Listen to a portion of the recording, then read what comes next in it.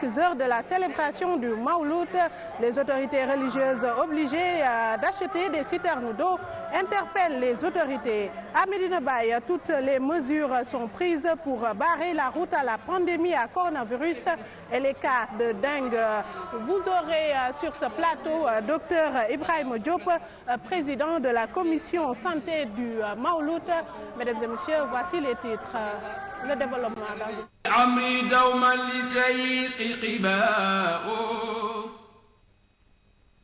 Mesdames et messieurs, bonsoir.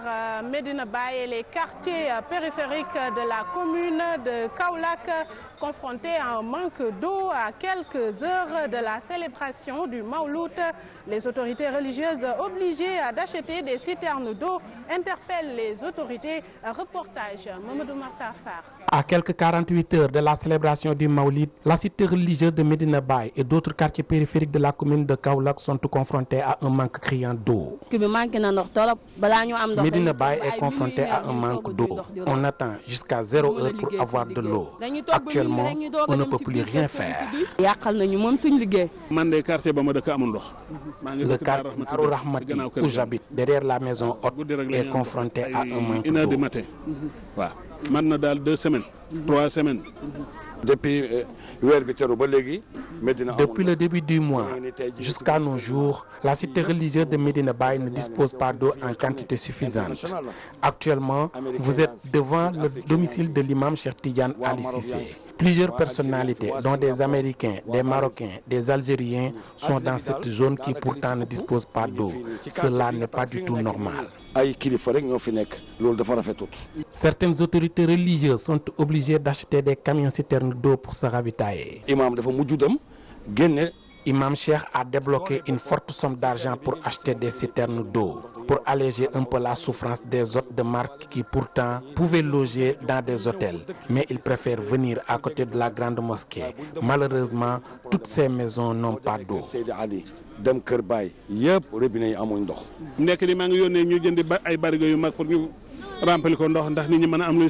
Ces populations de Medina Baye et autres guides religieux lancent un appel à l'endroit des autorités étatiques. Nous demandons aux autorités étatiques de réagir et de mettre fin à cette situation. Moi qui vous parle, j'ai même appelé le préfet. Il m'a mis en rapport avec le responsable de Sen'Eau. Malheureusement, la situation reste inquiète. Rien n'a été fait. J'arrive plus même à le joindre. Nous sollicitons une réaction des pouvoirs publics. Gamou 2021, Mamadou Makhtar Sarr Ibou Gaye pour la radio-télévision Walfadjri. Léona Niassène est dans tous ses états. Le président du comité d'organisation, El Hadj Abdoulaye Niass, déplore l'attitude de l'État du Sénégal qui les a exclus du CRD. Il estime que le gouvernement les a abandonnés à leur propre sort. Suivant El Hadj Abdoulaye Niass, il est interrogé par Moussa Sène. Nous dénonçons avec la dernière énergie l'attitude du gouvernement du Sénégal. Je m'adresse directement au président de la République. Aujourd'hui, il nous a déçus à nouveau comme il l'avait fait lors de la Ziara. L'État du Sénégal nous a catégoriquement exclus de la tenue du CRD pour les préparatifs du Mawlud. On n'a pas constaté son appui sur tous les côtés. C'est une chose que nous, Léona Niassène, nous déplorons parce qu'on n'attendait pas ce geste de la part de l'État. En tout cas, il a intérêt à se rectifier pour les prochains événements religieux. À moins de 2 jours avant la célébration du Mawlid, Léona Niassène est déjà dans les préparatifs pour accueillir les fidèles. Selon le président du comité d'organisation, cette cité religieuse n'a aucun accompagnement sécuritaire comme sanitaire de la part de l'État. Moussa Sène, reportage. À moins de 2 jours de la célébration du Mawlid, Léona Niassène s'active déjà dans les préparatifs pour un bon déroulement du Gamou. El Hadj Niass est le président du comité d'organisation. Au moment où je vous parle, il y a le Daïra Ahlul Fathi qui fait un set-setal aux alentours de la mosquée. Tout cela entre dans le cadre des préparatifs pour accueillir les fidèles qui viennent célébrer le Mawlid. Chacun de nous a contribué de par ses propres moyens pour la réussite de l'événement. Dans cette cité religieuse, il n'y a ni accompagnement sanitaire ni sécuritaire venant de l'État. Mais selon le président du comité d'organisation, Léona Niassène se débrouille avec ses propres moyens. Sanitaire, sécurité, L'État du Sénégal nous a laissé en rade. Ici, il n'y a ni dispositif sanitaire, ni dispositif sécuritaire mis en place par l'État. Lors de la dernière ziara à Léona Niassène, c'était le même cas. Aujourd'hui, le Gamou est arrivé. L'État n'a encore rien fait. Pour rappel, Léona Niassène va célébrer cette année la 110e édition du Maulid sous l'égide de son actuel khalife et 5e Cheikh Ahmed Tidiane Khalifa Niass. Medina Baye prête à accueillir les pèlerins. Toutes les mesures sont prises pour barrer la route à la pandémie à coronavirus. Le service d'hygiène a déjà effectué des opérations de désinfection et des installations sont faites.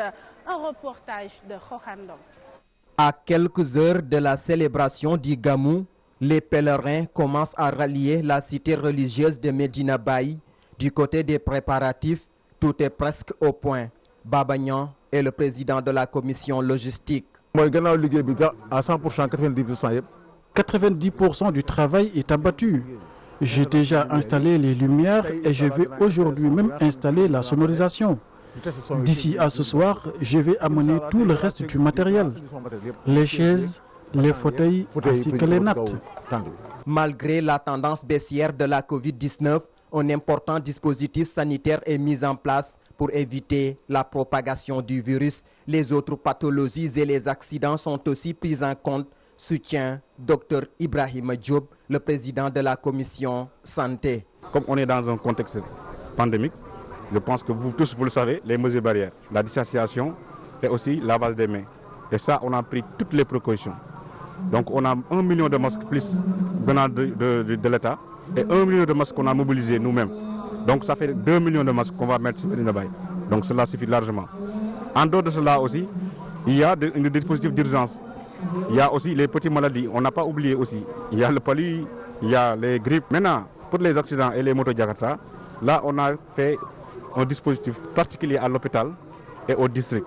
Le service d'hygiène, de son côté, a effectué des opérations de désinfection et de saupoudrage. À part la communication, on a fait aussi les activités techniques, les opérations techniques, les opérations de désinfection, de désinsectisation et de saupoudrage. On a commencé par la désinfection des lieux de culte surtout, les mosquées, les morgues, les mausolées, dans le cadre de la lutte contre la Covid-19. Au regard des dispositions prises pour parer à toute éventualité, la cité religieuse de Medina Baye est ainsi prête à accueillir les pèlerins qui viennent de partout à travers le monde. Gamou 2021, Medina Baye, Rohandong Liwi Faye pour la radio-télévision Walfadjri.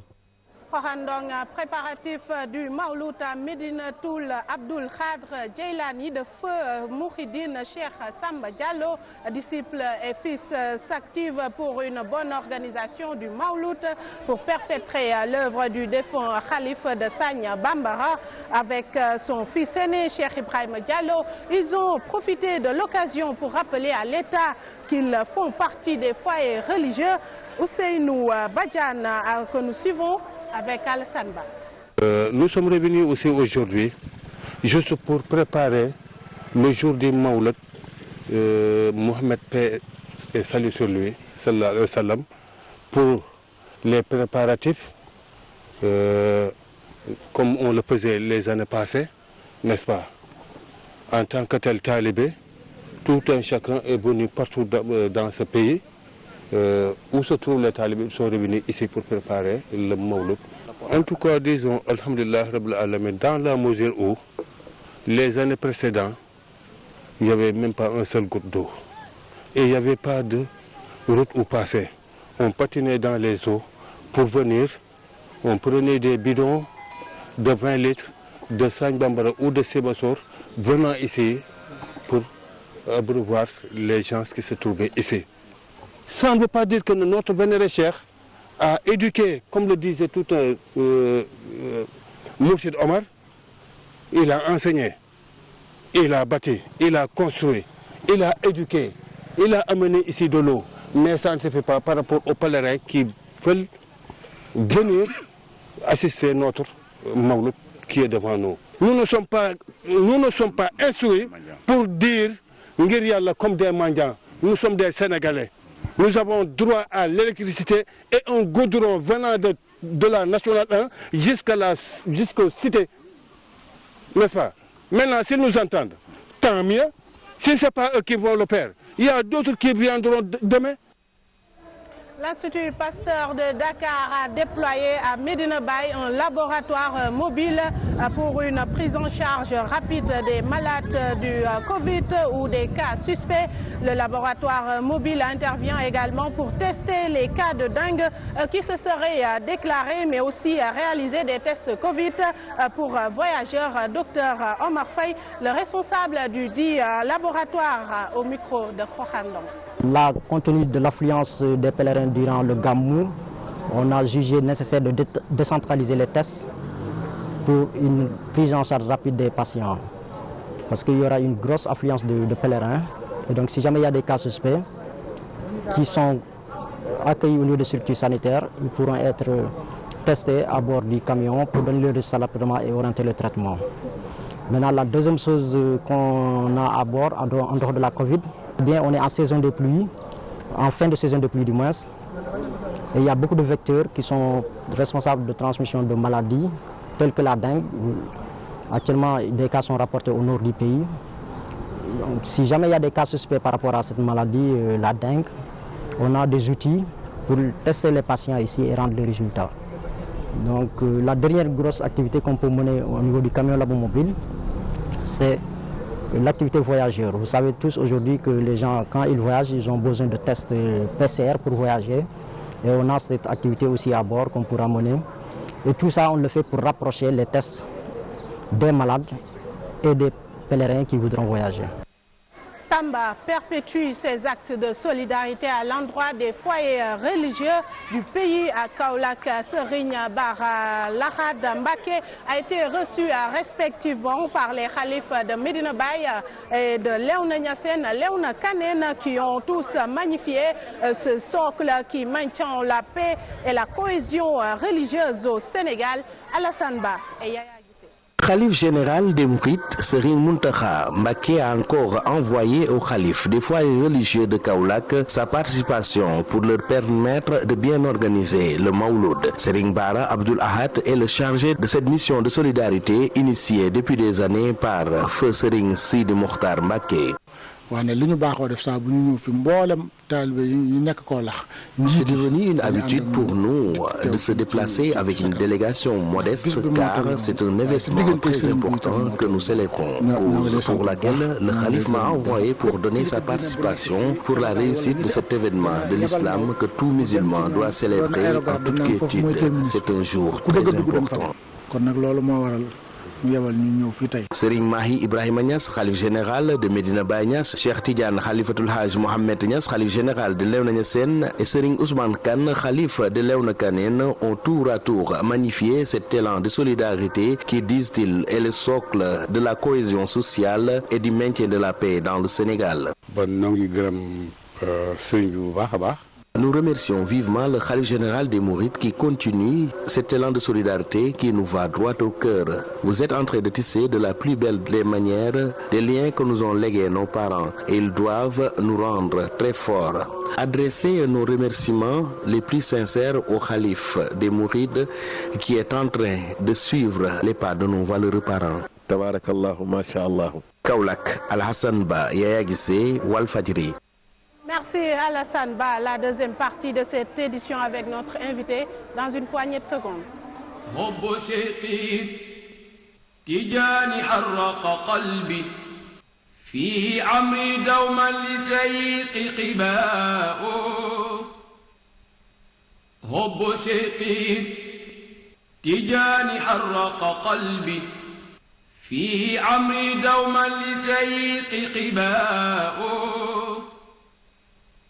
حب شيقي تجاني حرق قلبي فيه عمري دوما لزيق قباء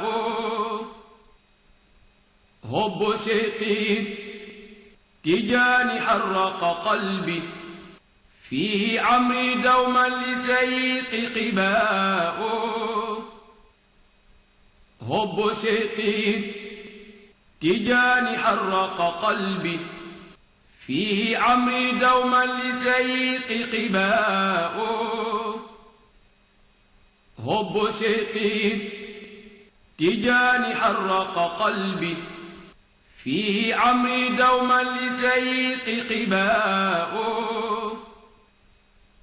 حب شيقي تجاني حرق قلبي فيه عمري دوما لزيق قباء حب شيقي تجاني حرق قلبي فيه عمري دوما لزيق قباء حب شيقي تجاني حرق قلبي فيه عمري دوما لزيق قباء حب شيقي تجاني حرق قلبي فيه عمري دوما لزيق قباء. Voilà, comme annoncé dans les titres, nous avons dans ce studio Dr Ibrahim Diop.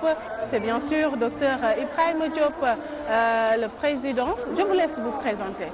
Bon, je suis Dr Ibrahim Diop, président de la commission santé du COMOF.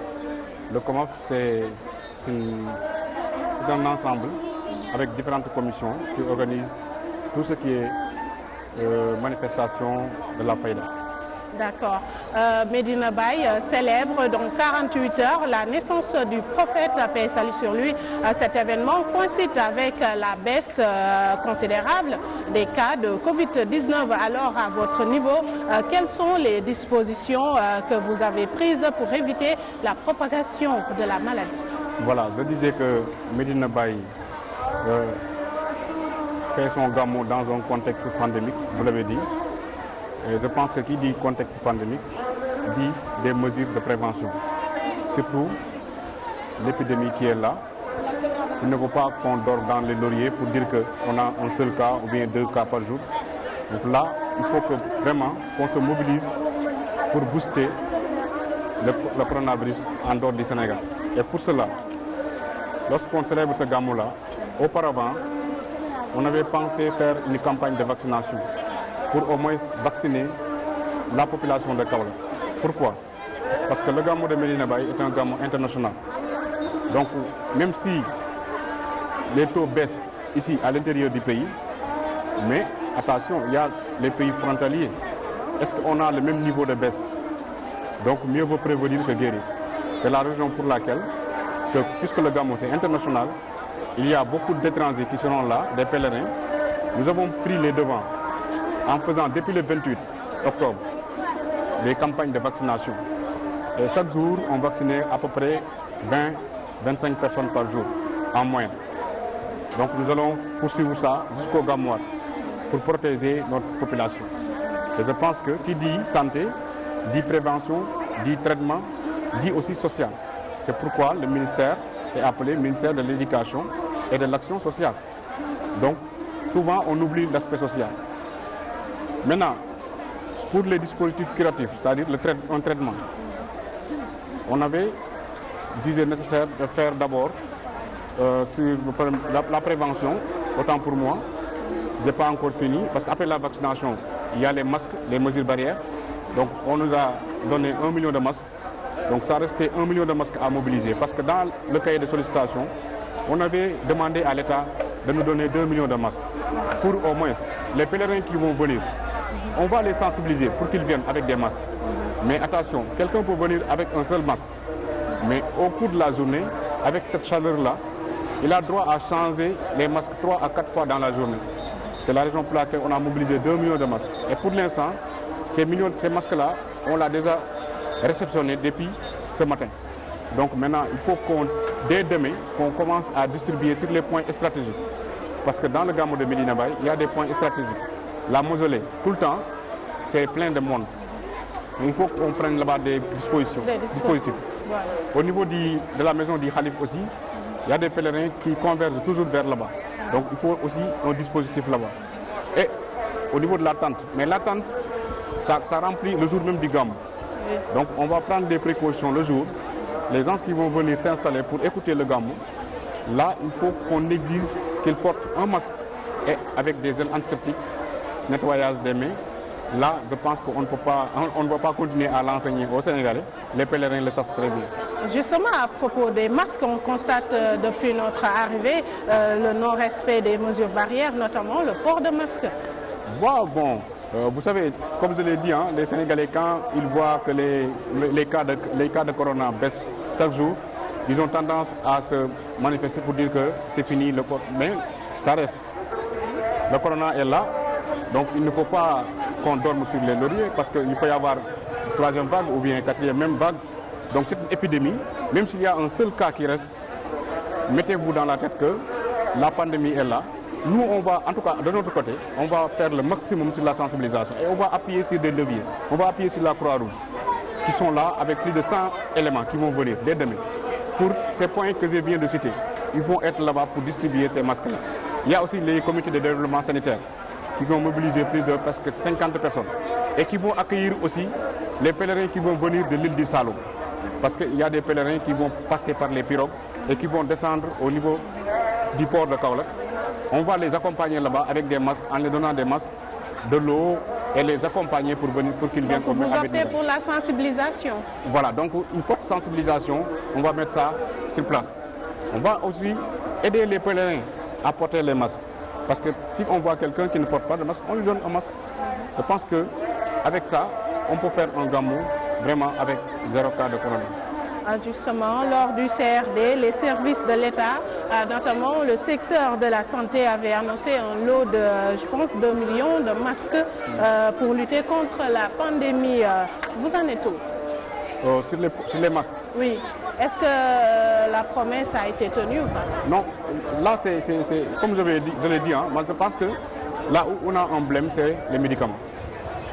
C'est là où j'allais en venir, Voilà, mais les masques, je pense qu'avec 2 millions de masques, je pense que ça va suffire pour au moins couvrir cette couverture-là. Mais pour les médicaments, moi je pense que chaque année, Medina Baye demande plus de 20 millions de médicaments. Mais malheureusement, le jour de la réunion nationale au niveau du ministère de l'Intérieur, la directrice de la santé est venue avec avec le bon de 8 millions de médicaments qu'on nous avait donné l'année dernière. Mais je pense que quand on est dans un contexte pandémique, Medina Baye fait un Gamou international. Beaucoup de pèlerins convergent vers Médina. Je pense que cette enveloppe-là, il faut que le ministère essaie de doubler ça au moins l'année prochaine ou bien dans les autres années qui vont venir. Je le dirais même souvent, je disais que Medina Baye, en matière de santé, on ne peut pas décentraliser ça au niveau de la région médicale. Parce qu'au niveau de Kaolack, il y a 32 Gamou qui se manifestent ici, au niveau de Kaolack. 32 Gamou, à part le Gamou de Medina Baye.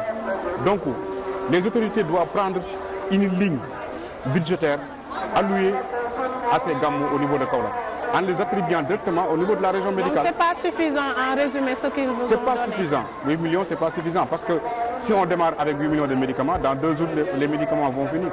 Donc, nous lançons un appel à l'État de revoir cette bombe-là. Parce que chaque année, on répète, on nous donne les 8 millions de médicaments. Donc, à part ça, moi je pense qu'il y a aussi les tests voyageurs. L'année dernière, on avait beaucoup de problèmes avec ces tests-là. Parce que qui dit Gamou international, il y a des étrangers qui vont venir, mais ils vont rentrer aussi. Mais quand ils vont rentrer, on va leur demander des tests. C'est pourquoi l'Institut Pasteur, on les remercie d'abord parce qu'ils ont venu avec un camion, avec un laboratoire mobile, qui s'est installé au niveau de la clinique Imam. Maintenant, les voyageurs qui seront là au Gamou, quand ils rentreront, il faut passer directement faire le test. D'accord. Où sont les dispositions mises en place pour une prise en charge, par exemple, des cas d'urgence, les urgences? Pour les plans d'action, je pense qu'on a 7 sites au niveau de Médina. Ces 7 sites-là, on les appelle des postes médicaux avancés. On travaille en collaboration avec Baye Assistance Médicale, qui sont des professionnels de santé. Beaucoup de spécialistes, mais on va les disperser dans ces différents sites-là. Mais on va avoir 2 sites de référence au niveau de Kaolack, l'hôpital El Hadji Ibrahima Niass de Kaolack et le district sanitaire. Maintenant, si c'est ces sites qui vont graviter, à part les sites primaires, comme poste de santé de Médina Baye, clinique Sifa, poste de santé de Médina Baba, ces différents postes-là, avec les PMA, vont travailler en cas d'urgence, évacuer les malades d'urgence vers l'hôpital, avec un fiche de référence qui sera signé certainement avec le médecin chef de poste. Maintenant, en dehors de cela, il y a une nouveauté depuis l'année dernière, le SAMU. Le SAMU est venu à Kaolack depuis l'année dernière, mais malheureusement, les Sénégalais ici à Kaolack, on l'a accueilli comme, quand on voit l'ambulance de SAMU, on dit que c'est l'ambulance de Corona. Donc moi je pense qu'il faut un lavage de cerveau, parce que le SAMU, ce n'est pas seulement Corona.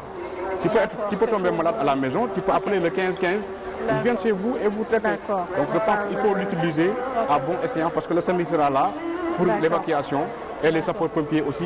On a prépositionné des ambulances dans les 4 axes qui mènent vers Kaolack. D'accord. Mais docteur, est-ce que les autres pathologies sont tenues en compte? Parce qu'il n'y a pas que le corona. Oui, il n'y a pas seulement le corona.